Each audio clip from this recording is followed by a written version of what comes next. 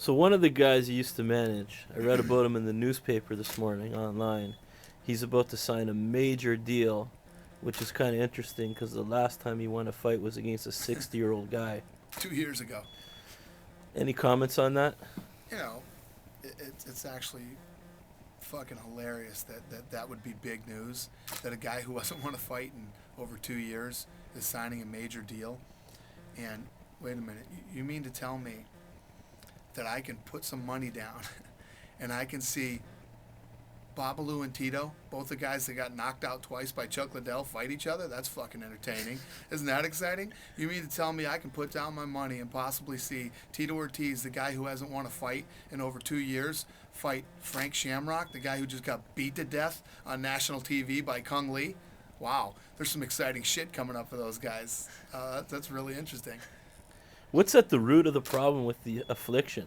Didn't like the way I see it is they were embraced by the UFC, but then they abused the position by not kicking back and supporting and No, it wasn't that. What happened was, basically I just started wearing their stuff, and then they came in. They wanted to do a deal with us, a clothing deal.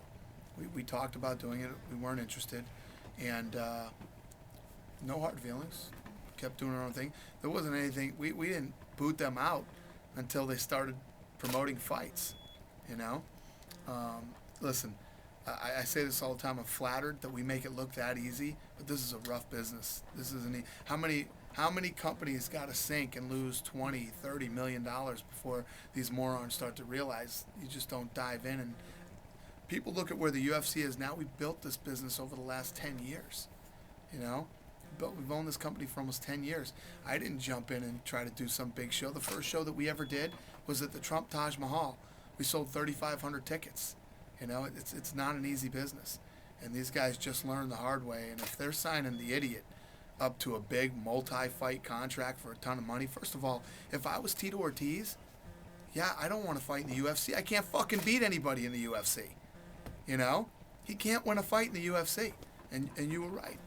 He's fighting a 60-year-old fucking guy. You know, he's lucky he got those 3 fights out of Ken Shamrock. They both made some money. But Tito Ortiz can't win in the UFC. I'd want to fight somewhere else, too.